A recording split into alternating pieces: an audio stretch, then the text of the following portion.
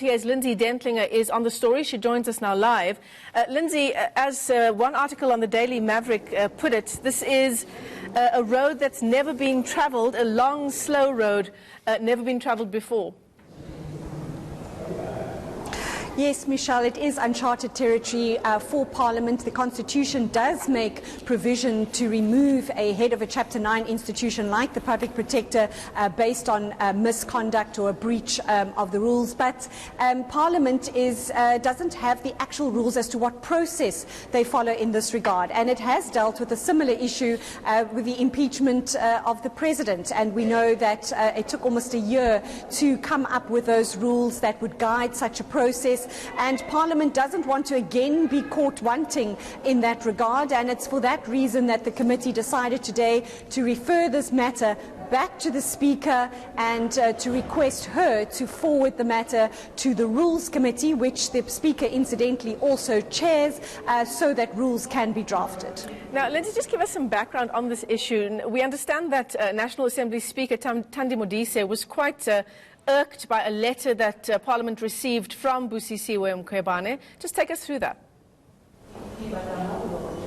Well, interestingly, it is the Public Protector which kind of alerted Parliament to the fact that they don't really have proper processes to deal with her removal.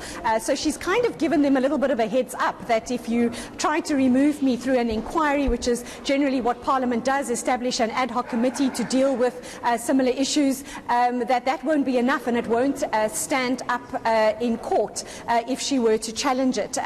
But we have not had official sight of that letter. We know it was leaked in the press some time back, but last week when the Speaker chaired the Programming Committee and this issue was raised, she didn't take too kindly to the tone that that letter was addressed to her, but it seems now Parliament is going to follow that road and come up with those rules that the Public Protector has pointed out to Parliament that they don't have to technically to remove her on a sound legal basis. And just what's the time frame that we're looking at, Lindsay?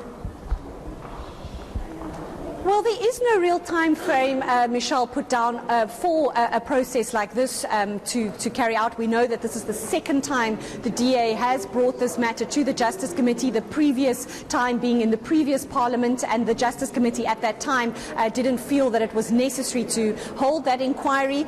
The committee pretty much unanimous today that they should follow this process and draft the rules. Interestingly enough, the EFF not present at today's meeting, and the DA's Glynis Breitenbach only pointing out and requesting the chairperson of the committee that when he writes to the Speaker this afternoon asking for this matter to be referred to the Rules Committee, that the urgency in their view be stamped on this matter, that those rules are drafted as quickly as they can. As we know, Parliament again rises for another recess with just in about a month's time.